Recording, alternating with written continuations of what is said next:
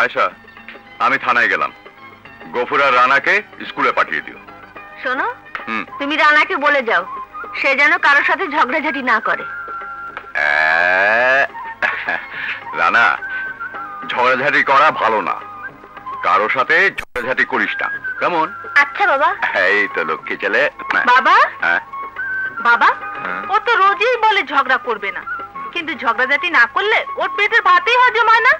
বাবা, আমি যদি তোমার মতো হাবিলদার হতাম তাহলে রানাকে রোজই একবার করে থানায় ধরে নিয়ে যেতাম, ওকে শিক্ষা দিয়ে ছাড়তাম।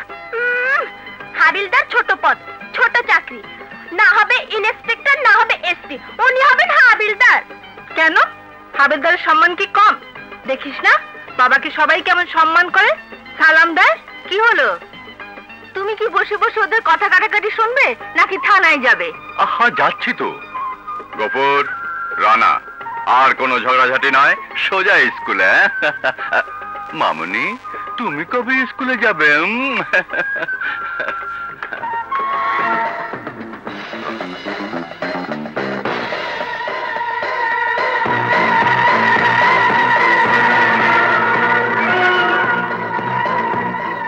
আরে, ওরা তো স্মাগলিং করছে।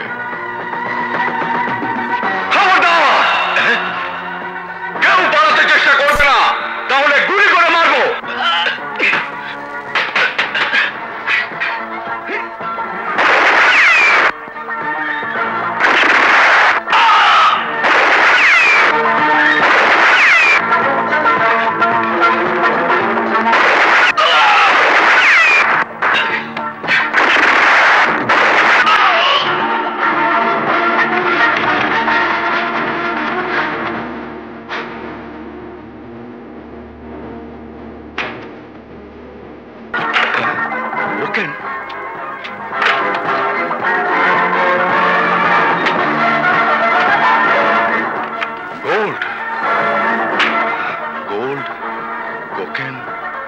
এতগুলো মাল একা নিয়ে যায় কি করে?